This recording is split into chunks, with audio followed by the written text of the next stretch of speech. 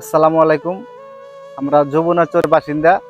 আমরা 111 ঘর মিলে এই মসজিদটি স্থাপন করেছি। আমাদের প্রধান সমস্যা 4টা: উজুখানা, বাউন্ডারি এবং ঘরের ফ্যান আর কার্পেট। এই 4টা হলে আমাদের আমাদের এই 111 ঘর মানুষ ভালোভাবে নামাজ পড়তে পারে। আসসালামু আলাইকুম প্রিয় দর্শক, আপনারা অনেকেই জানেন যমুনা চরবর্তী অঞ্চল একটি অবহেলিত এলাকা। এখানকার মানুষ প্রচন্ড জীবনের সাথে তারা এক পর্যায়ে যুদ্ধ করেই বেঁচে থাকে।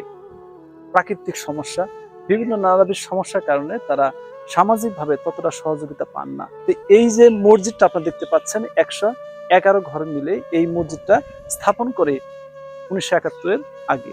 এই যে প্রধান কিছু সমস্যা রয়েছে, তো এই সমস্যার কারণে এখানে মুসল্লি ভালো করে নামাজ আদায় করতে পারে না। অজুখানার সমস্যা, এখানে আপনারা দেখতে পাচ্ছেন যে এই সামনের দিকে একটি ওয়াল দিতে হবে যাতে বালুগুলো বা অর্থাৎ এই জায়গাটুকু মাটি নেমে না পড়ে। এখানে একটা ওয়াল দিতে হবে এবং ভিতরে ফ্যান এবং কার্পেট। আমি চাচ্ছি যে আপনারা যারা এই ভিডিও চিত্র দেখবেন বিশ্বের যে কোনো জায়গা থেকে, একটি ভাই যদি এই মসজিদটির জন্য একটি টাকাও দান করেন, হয়তো আপনার ওই একটি টাকার বিনিময়ে আল্লাহ আপনাকে সকল গুনাহ থেকে মাফ করে দিতে পারে, এটা আমি বিশ্বাস করি।